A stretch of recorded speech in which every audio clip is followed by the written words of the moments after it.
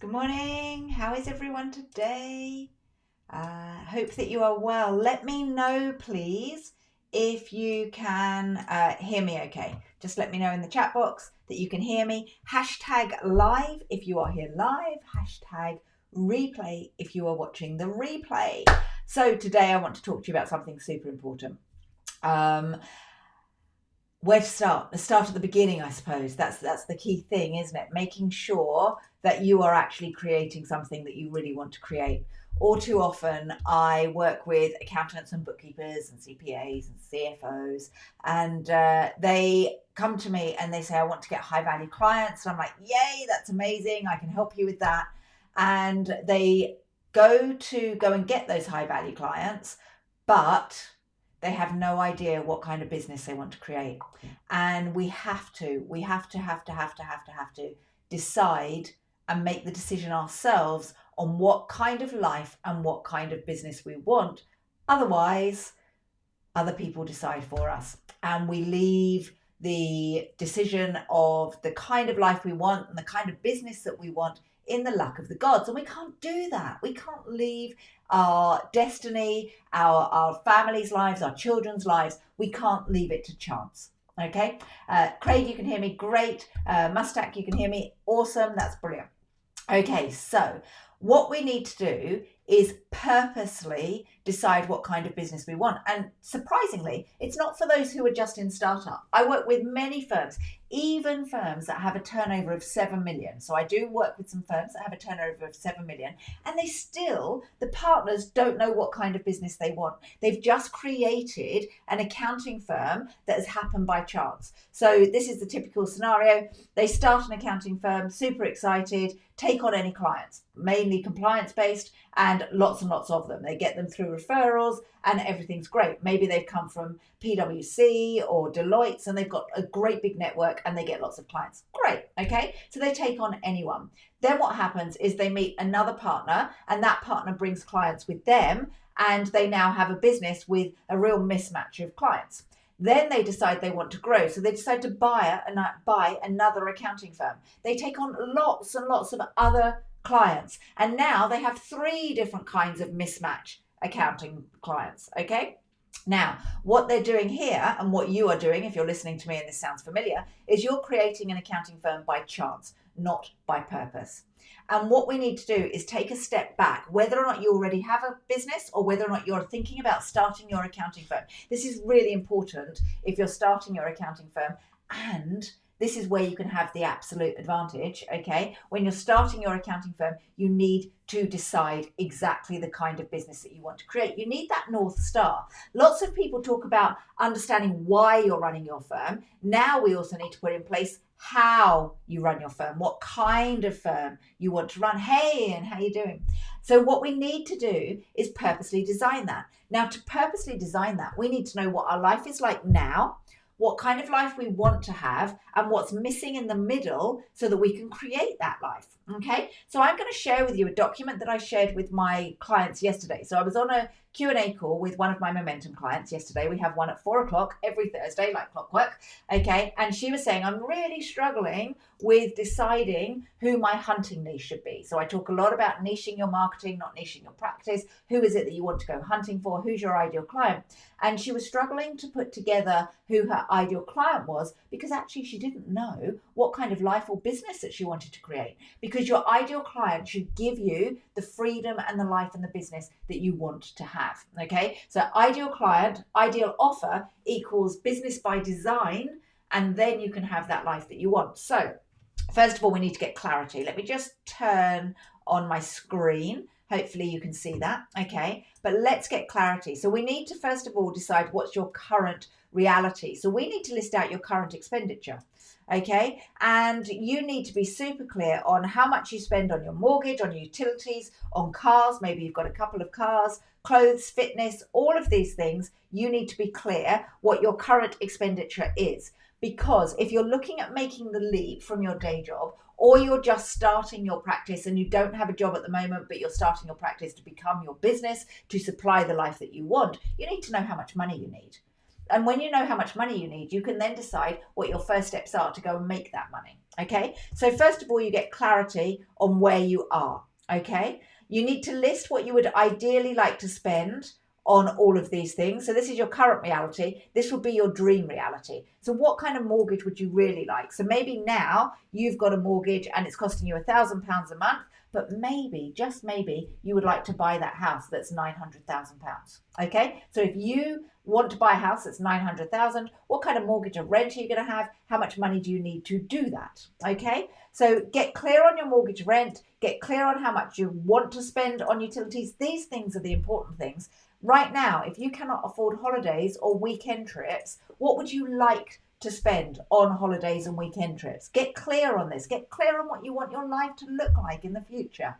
Because if we don't know what we want it to look like, how can we create that kind of life? Okay. Now, I say it all the time, and it's something that I don't even see you accountants and bookkeepers doing, is I watch my numbers every day. I know how much money I've got in my bank account every single day. I know how much is sitting in Stripe. I know how much is due in. I know if someone misses a payment 2 minutes after that payment has been missed.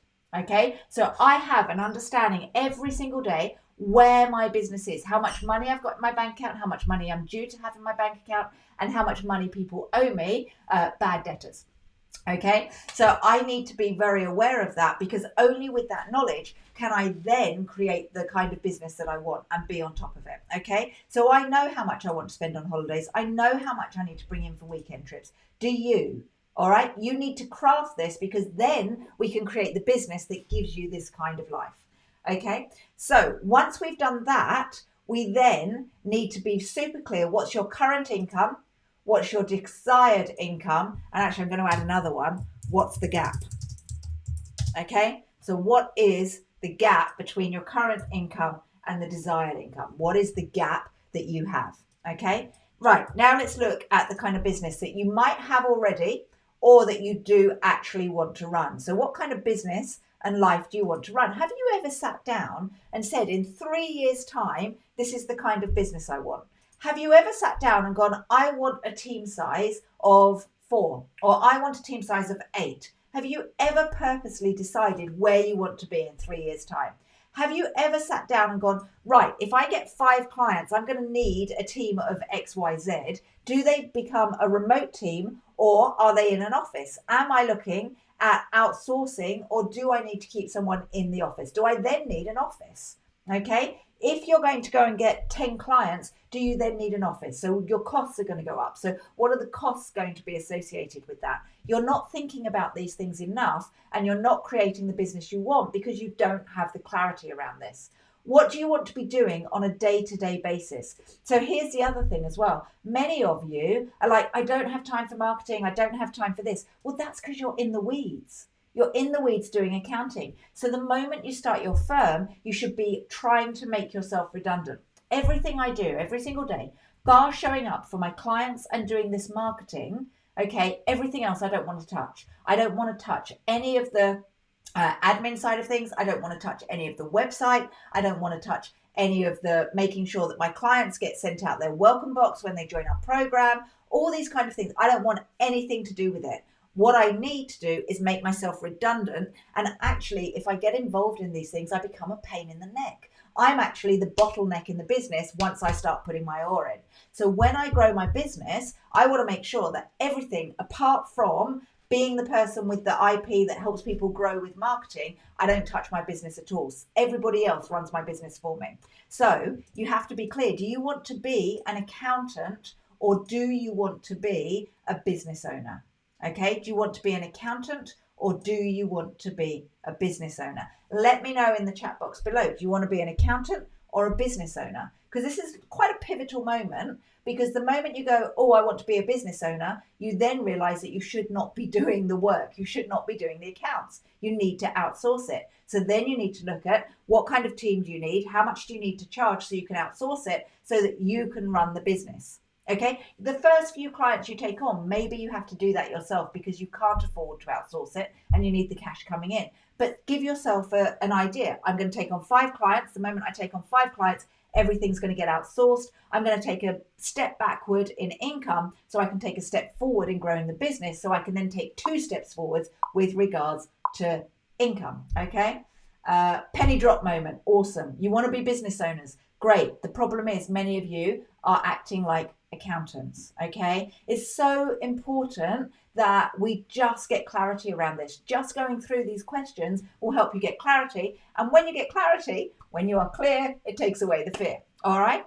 So then you have to be purposeful with the kind of clients you want, because when you know what kind of business you want, you can then say, I either want high value clients, which, by the way, those very high value clients will probably expect your input. So you need to include that in the kind of business that you're creating, or you're going to have to hire someone that is going to cost you quite a bit of money because they're going to have to serve these high value clients. So when you're looking at getting new clients, unless you're an outsourced CFO and you're SEMA qualified and that's your expertise, I would say try and find middle of the road clients. So not really 20 grand, 30 grand clients, not 1 grand a year clients, but where you're looking at like £500 a month clients, because that way you can get your team to still service them. Okay, what kind of services do you want to offer, and what price do you want to charge for these services? Okay, this one's a good one. How many hours a day do you want to work? I have many startups come to me saying, I want to grow an accounting firm, yet they have only 2 hours a day to do that. So you have to decide, what kind of accounting firm do you want to run? Okay, where do you want to work? Do you want to be sat in your house? Do you want to be sat on a beach? Do you want the laptop lifestyle? That's very possible, actually, as an accountant or bookkeeper. If you're young and you're qualified and you can go out there and you can actually serve people, you could travel the world. Not quite right now because of the pandemic, but in a year's time, fingers crossed, you could travel the world and be the traveling bookkeeper. No problem at all. You can do that if you treat your business like a business and not like an accountant. Okay. Who do you want to surround yourself with? One of the reasons why I got myself an office, which we're not in at the moment, but one of the reasons I got myself an office is because I quite like the corporate environment. I like walking in, I like dressing up for work, I like to put my face on, I like to do my hair, and I like to actually walk into an office. So I wanted to surround myself with lots and lots of people. Now I have a remote team. There's about 10 of us, and I have people in the Philippines, Venezuela, America, and Australia, as well as here in the UK. Actually, and I have someone in Ireland as well. Okay, so we have a really remote team, which means that I can't get the environment around me where I walk into an office and go, morning, morning, and I really miss that. So I had to put myself in a situation where myself and Matthew and one more other team member could sit in an office, and then we could have that morning, and we had other people around us because there were other offices. So I made a purposeful decision to create the environment that I wanted that would motivate me to work. Okay. Here's another one. What time do you want to get up? What time do you want to go to bed? Really important. I like getting up at 6 o'clock. I like going to bed at 9 o'clock. So my business is run by that. And what's really interesting, actually, is I spoke to Matthew this morning. Matthew's my business partner and my husband. And he said, Stephen messaged me at 12:15 last night. And I was like, oh, wow, I'd been in bed for 3 hours by then.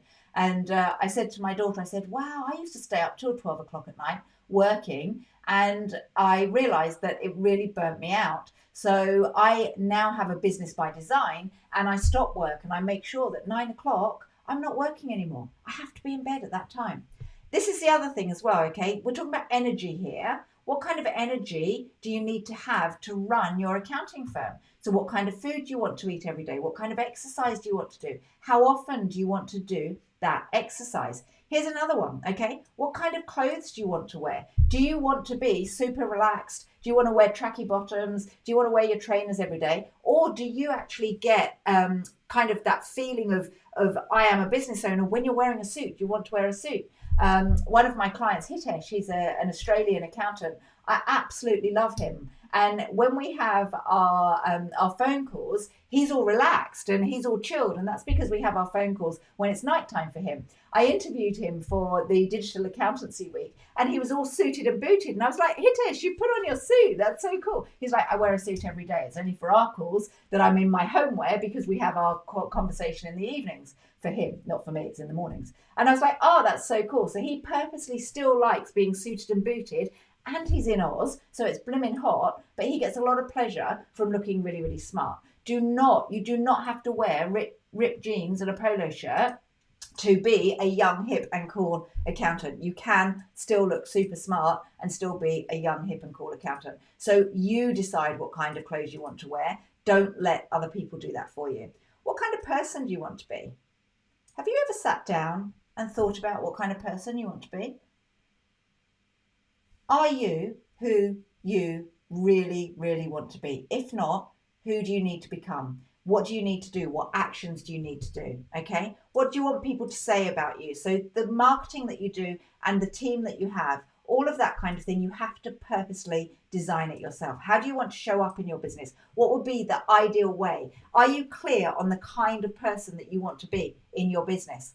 Okay. And then a few others. So what do you want your clients to say? What do you want your friends to say about you and your business? What do you want your team members to say about you and your business? Remember, this is 3 years in the future. It's not who you are now. It's who do you need to become to run the business that you really, really want.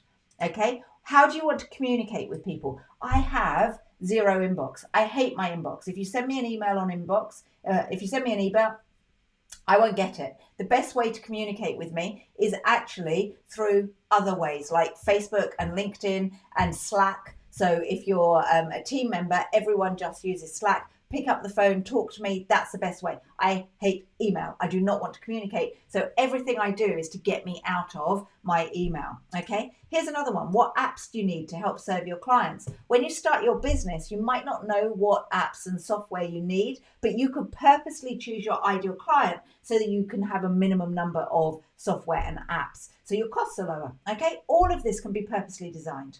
Okay. What processes do you need in place to onboard your clients? And then finally, what revenue do you want in 12 months, 3 years, and 10 years?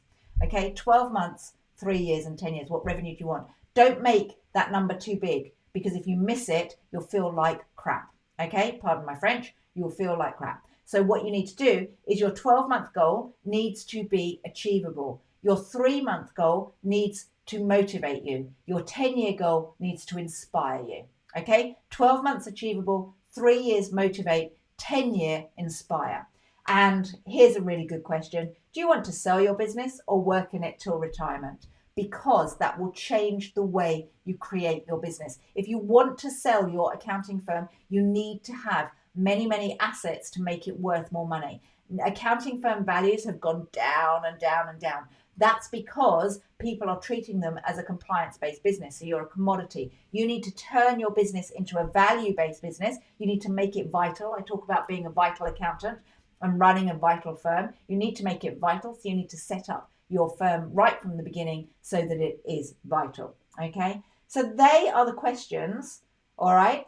They are the questions that you need to ask yourself every time you go to create an accounting business. Okay. So whether you're an accountant, bookkeeper, outsourced CFO, doesn't matter which one it is. It's very, very important that you have clarity around what it is that you're doing and where you want to be. You cannot choose your ideal client. You cannot choose the marketing you need to do. You can't choose your apps. You can't decide what kind of team you want until you actually make the decision of what kind of business you want to run. Once you're clear on that, when you're clear, it takes away the fear. And then it's just a matter of you putting that plan in place. So you need to know where you want to be, where you are now, what's missing, and then you need to go out and find out how to overcome the what's missing and get that business or life that you want by design. Take that control back. Do not let other people dictate the kind of business you're going to create, which you do every single day. You go out there blindly, getting clients, struggling, going networking, all these kind of things. It's all throwing mud,